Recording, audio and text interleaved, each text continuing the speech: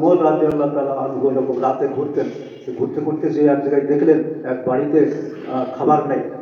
সেই বাড়ির যে যে বাড়ির যে মা তার বাচ্চা প্রসব করবে, দেখাশোনার কেউ নেই। তো উমর রাদিয়াল্লাহু তাআলা আনহু ছদ্মবেশে যেয়ে বললেন যে আপনাদের কাছে খলিফা আসে না? জিজ্ঞেস করছে আপনি আসে? তো বলছেন না, খলিফাকে তো আমরা চিনি না। তো বললো যে আমার বাড়িতে খাবার নেই, আর আমার স্ত্রী, তিনি বললেন আমার স্ত্রী সন্তান প্রসবে এখন বাচ্চা দেবে। উনি সঙ্গে সঙ্গে বললেন যে আমি আসছি। উনি ঘরে ফিরে এসে তিনি তার সহধর্মিণীকে বললেন, সোয়াব হাসিল করার একটা সুযোগ আল্লাহ তাআলা তোমাকে দিয়েছে। তখন তো এত ক্লিনিক ছিল না। তো বললেন যে একটা মহিলার বাচ্চা প্রসব করাতে হবে, তার প্রয়োজনীয় সরঞ্জাম তুমি সঙ্গে নাও, আর কিছু খাবার নিয়ে আমার সঙ্গে চলো। রাষ্ট্রপ্রধান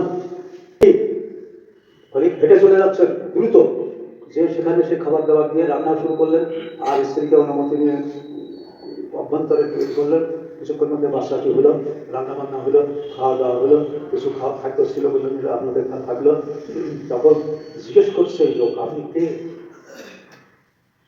আপনাকে তো চিনলাম না, আপনি এত উপকার করলেন, সেবা করলেন, আপনি কি, পরিচয় কি আপনার? তো বলছে যে আপনাকে খলিফা হওয়া মানায়, আপনার যে যোগ্যতা, আপনার যে ক্ষমতা, আপনার যে সেবা, তাতে মনে হয় আপনি খলিফা বলে মানায়। তখন খলিফা হযরত উমর রাদিয়াল্লাহু তাআলা বললেন যে আপনি খলিফার দরবারে যাবেন, সেখানেও আমাকে পাবেন। তার মানে কি আমাকে রাজকীয় পরিবেশের মধ্যে পাবেন তা না, সেখানেও আপনাদের সেবক হিসেবে আমাকে পাবেন। তো এইভাবে দেশ গঠন করা কি এখন সম্ভব?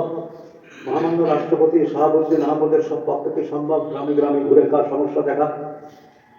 যারা প্রধানমন্ত্রী ছিলেন তাদের পক্ষে ঘুরে ঘুরে দেখা সম্ভব?